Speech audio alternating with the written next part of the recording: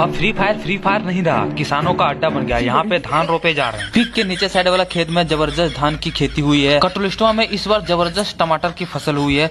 लाल लाल टमाटर उगे हैं। वहाँ पे सारे लोग तोड़ के इकट्ठा करके ट्रक में लादे जा रहे हैं। वहीं पूचीनोक में आलू भी जबरदस्त हुई है। धान की खेती भी जबरदस्त इस बार पक गया, जो कि आप यहाँ पे देख सकते हो, कटाई हो रही है। साथ ही साथ बैंगन की खेती देखो यहाँ पे पीक पे कितना जबरदस्त हो रहा है, ट्रक में लादे जा रहे हैं। बाजरा की भी खेती बहुत जबरदस्त तरीके से हो रही है। हर जगह खेती है। गाजर भी जबरदस्त इस बार हुए हैं फ्री फायर में। साथ ही साथ देखो इस बार यहाँ पे कद्दू, बैंगन, पत्ता गोभी, फूल गोभी, देखो सारे के सारे कितना जबरदस्त इस बार खेती हुई है। कोहड़ा भी इस बार जबरदस्त हुआ है। ठेले में लाद के हटिया में ले जाया जाएगा मार्केट में। अब हम लोग स्क्वाड बना के जाएंगे मैप में। सबसे पहले बीमा शक्ति गाँव जाएंगे, वहाँ पे अलग अलग सब्जी खरीदेंगे। उसके बाद क्लॉक टावर फैक्ट्री के बीच में भी यहाँ पे रोड में देखो यहाँ पे सब्जी मंडी लगी है। भाई अब सब्जी खरीदना है, फ्री फायर गेम खेलना ही नहीं है। तुम भी चलो रे।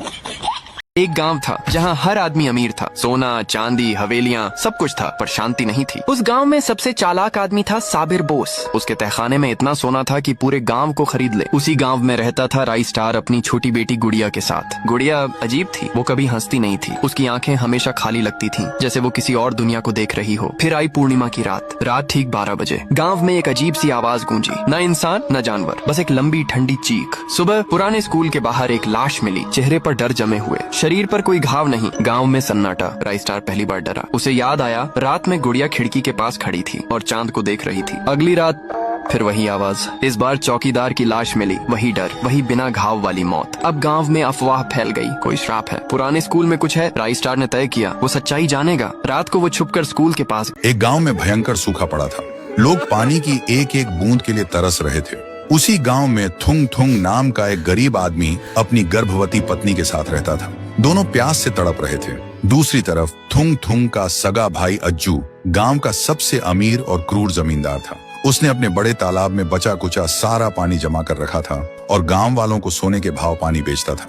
वह अपने भाई और भाभी की हालत देखकर भी उनकी मदद नहीं करता था, बल्कि उनका मजाक उड़ाता था। एक तपती दोपहर थुंग थुंग एक सूखे पेड़ के नीचे बैठा था। तभी आसमान से एक सुनहरे रंग का पक्षी गिरकर उसके पास तड़पने लगा। गर्मी से उसकी जान जा रही थी।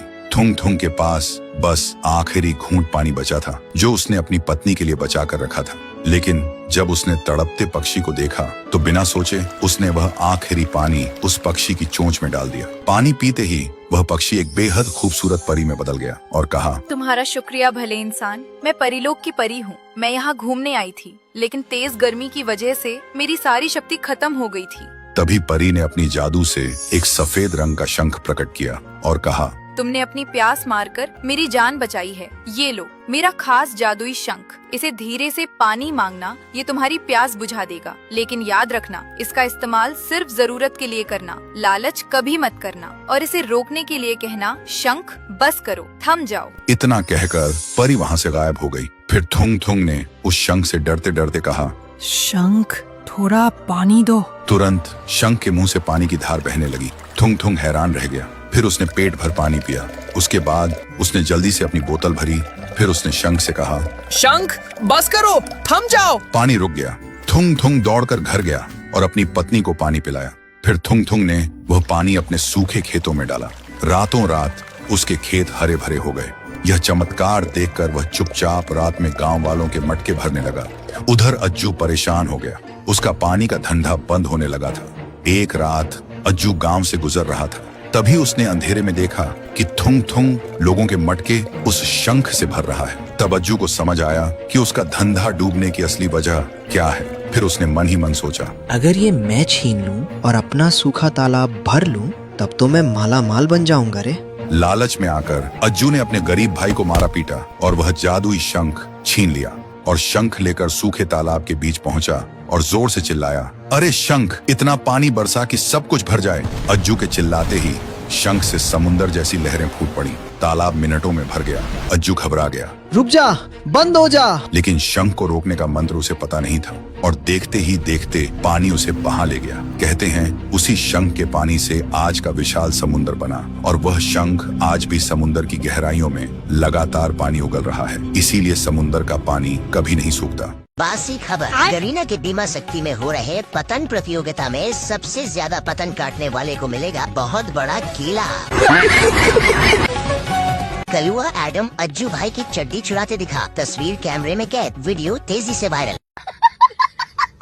शहर से कुछ दूर पर करोड़ों साल पुराना एक राजा का महल था। महल के ऊपर और चारों ओर कीमती सोना फैला हुआ था, जिसकी कीमत करोड़ों में थी। उस महल की रक्षा गोजो और उसका भाई सुकुना करते थे। महल के चारों ओर खतरनाक भेड़ियों की फौज तैनात थी। महल से कुछ ही दूरी पर एक सुंदर सा गांव था। उस गांव में दो भाई रहते थे, तुंग तुंग और रणवीर सिंह। दोनों भाइयों को इस महल के बारे में पता था। एक दिन रणवीर सिंह ने उस सोने को लूटने का फैसला किया। रात होते ही रणवीर सिंह चुपके से महल की ओर निकल पड़ा। उस समय गोजो और सुकुना सो रहे थे। रणवीर सिंह वहां पहुंचा तो देखा कि महल के चारों ओर जानवर घूम रहे हैं। वह चुपके चुपके अंदर घुस गया, लेकिन एक भेड़िए ने उसे देख लिया। रणवीर सिंह भागने लगा, मगर कुछ ही देर में भेड़िए ने उसे पकड़ लिया और बेरहमी से मार डाला। अगली सुबह गोजो उठकर बाहर गया, तभी उसकी नजर रणवीर सिंह की लाश पर पड़ी। सुकुना बोला, भैया लगता है ये महल को लूटने आया था। यह कहकर दोनों भाइयों ने उसकी लाश श्मशान घाट में फेंक दी। इधर तुंग तुंग अपने भाई को ढूंढ रहा था। कुछ दिन बाद पुलिस को रणवीर सिंह की सड़ी हुई लाश मिली। तुंग तुंग अपने भाई की लाश देखकर बहुत रोया और उसका अंतिम संस्कार कर दिया। अगले दिन गांव के दो नटखट बच्चे राय स्टार और ज्ञान खेलते खेलते ताजमहल के पास पहुंच गए। तभी राय स्टार की नजर रणवीर अंकल की फोटो पर पड़ी। वह दौड़कर तुंग तुंग अंकल के घर गया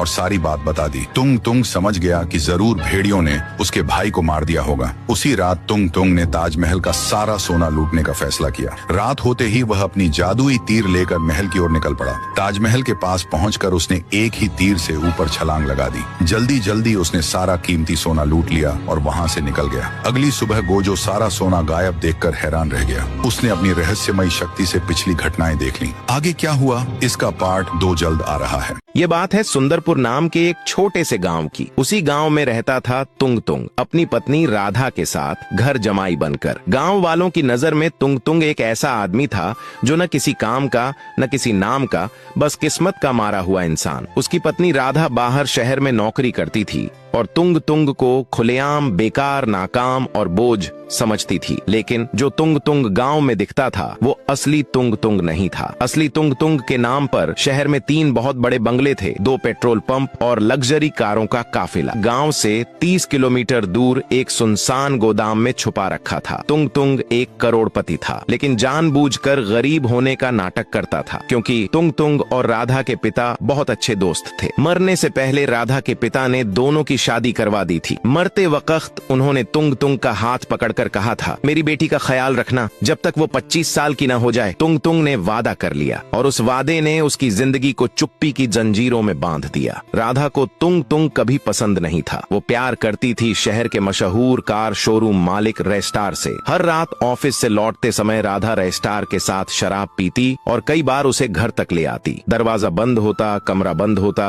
और तुंग तुंग सब देखता रहता, लेकिन कुछ नहीं कहता, क्योंकि उसने वादा किया था। फिर वो दिन आ ही गया। राधा का 25वां बर्थडे। एक बड़ी पार्टी रखी गई शहर की सबसे शानदार होटल में।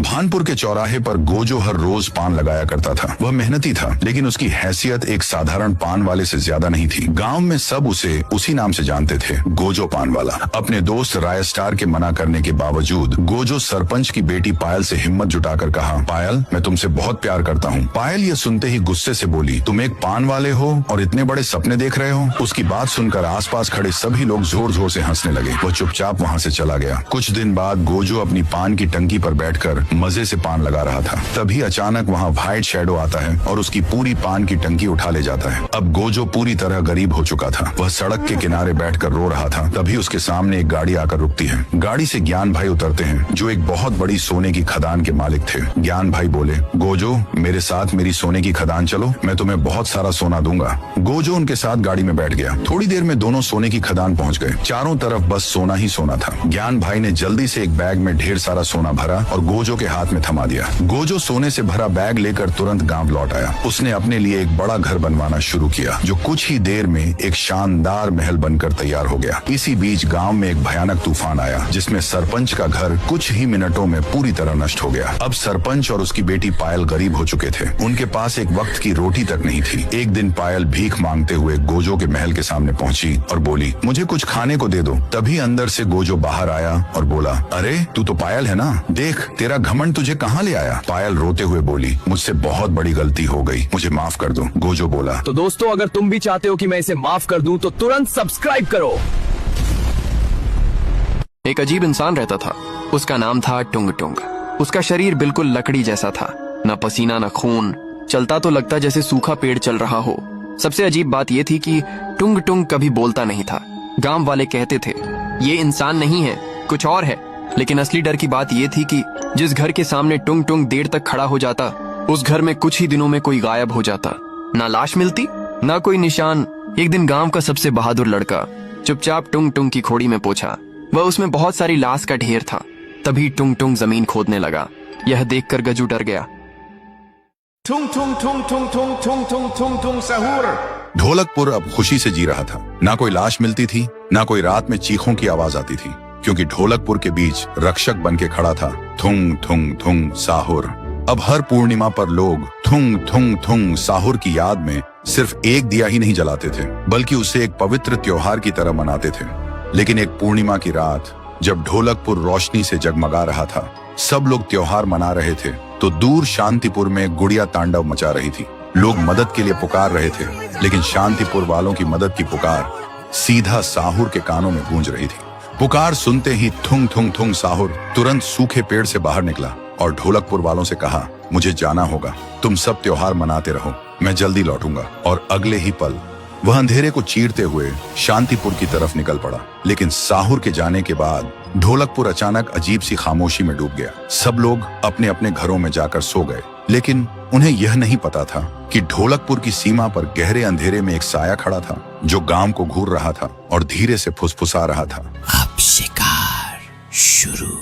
फिर सुबह ढोलकपुर के खेत के बीच लोगों की भीड़ जमा थी। जमीन पर एक लाश पड़ी थी, शरीर नीला पड़ चुका था, आंखें खुली हुई, जैसे मौत को देखकर जम गई हो। तभी भीड़ के बीच से एक औरत चीखते हुए आई, मेरा बच्चा रात से गायब है। गांव वालों का डर अब दहशत में बदल चुका था। सब घुटनों के बल गिरकर रोने लगे। उधर शांतिपुर में गुड़िया को मिटाने के बाद साहुर वापस ढोलकपुर लौट आया। साहुर को लगा सब ठीक है, इसीलिए वह दोबारा सूखा पेड़ बन गया। लेकिन तभी उसके सामने वही साया आया और बोला, अब ढोलकपुर मेरा है।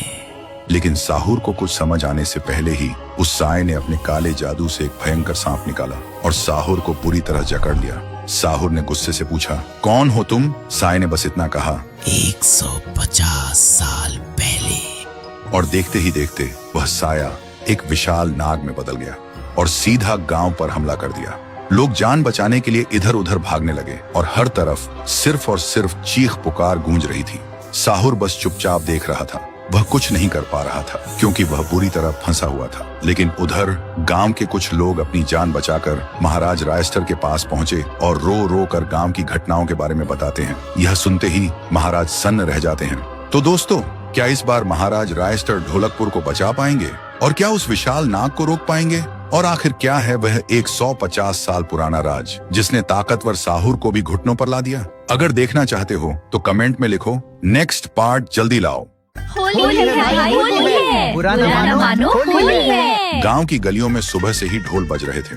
बच्चे पिचकारी लेकर दौड़ रहे थे, बड़े लोग भांग पी रहे थे और हर तरफ लाल पीले हरे रंग हवा में तैर रहे थे। लेकिन उधर थुंग थुंग अपने घर का दरवाजा बंद करके अपनी पत्नी के साथ एक कोने में शांत बैठा था, क्योंकि पिछले साल अज्जू भाई और अमित भाई ने उसे कीचड़ में फेंक दिया था। इसलिए उसने कसम खाई थी कि इस साल वह एक बूंद रंग भी नहीं लगवाएगा। लेकिन थुंग थुंग को कहाँ पता था कि बाहर क्या चल रहा है। गांव के चबूतरे पर अज्जू भाई और अमित भाई भांग घोंट रहे थे। तभी अमित भाई बोला, भाई थुंग थुंग चाचा बाहर नहीं आ रहा, अगर उन्हें रंग नहीं लगाया तो हमारी होली अधूरी रह जाएगी। तभी अज्जू भाई ने शैतानी मुस्कान के साथ एक बड़ा सा डिब्बा निकाला, जिस पर लिखा था, जिद्दी नीला, जो छूटे अगले साल।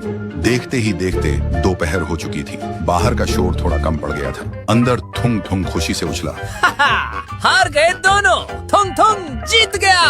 फिर वह गुनगुनाता हुआ नहाने चला गया, लेकिन उसे क्या पता था कि आधे घंटे पहले ही अज्जू भाई और अमित भाई चुपके से उसकी पानी की टंकी में वही जिद्दी नीला रंग घोल चुके थे। बाथरूम में जैसे ही थुंग थुंग ने शॉवर चालू किया, पानी नहीं सीधा नीली स्याही का झरना गिरा। 1 सेकंड में उसका पूरा शरीर बिल्कुल किसी नीले एलियन जैसा हो गया। तभी बाहर से जोर की आवाज आई, होली है भाई, होली है। बुरा ना मानो, होली है। गुस्से से लाल पीला होकर थुंग थुंग ने एक डंडा उठाया, फिर अज्जू भाई और अमित भाई के पीछे गुस्से से दौड़ने लगा। दौड़ते दौड़ते तीनों गांव के चौक पर पहुंचे, जहां पूरा गांव ढोल ताशे की धुन पर झूम रहा था। भरी दोपहर की गर्मी में थुंग थुंग पूरी तरह से थक गया। जब अज्जू भाई और अमित भाई ने देखा कि थुंग थुंग थक गया है, तो अज्जू भाई ने मुस्कुराते हुए भांग से भरा गिलास उसकी तरफ बढ़ाया और अमित भाई हंसते हुए बोला, गुस्सा छोड़ दो चाचा, थक गए हो, पहले ये ठंडी भांग पियो फिर होली मनाओ। थुंग थुंग ने एक सांस में पूरी भांग गटक ली। ठंडी भांग गले के नीचे उतरते ही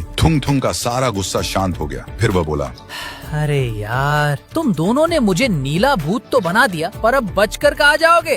अब तुम्हारी बारी। यह कहकर थुंग थुंग ने पास रखी थाली से मुट्ठी भर लाल गुलाल उठाया, फिर अज्जू भाई और अमित भाई के चेहरे पर मल दिया। फिर थुंग थुंग की नजर दूर खड़ी अपनी पत्नी पर पड़ी, जो उन्हें देखकर जोर जोर से हंस रही थी। थुंग थुंग तुरंत दौड़कर उसके पास गया और उसके गालों पर भी प्यार से रंग लगा दिया। फिर नीला थुंग थुंग, उसकी बीवी, अज्जू, अमित और पूरा गांव सब ढोल की थाप पर एक साथ झूमकर नाचने लगे। तो दोस्तों, होली में अकेले छिपने का क्या मजा? असली मजा तो तब है जब जो तुम्हें नीला करे तुम उसे लाल कर दो और फिर हंस कर कहो, हैप्पी होली।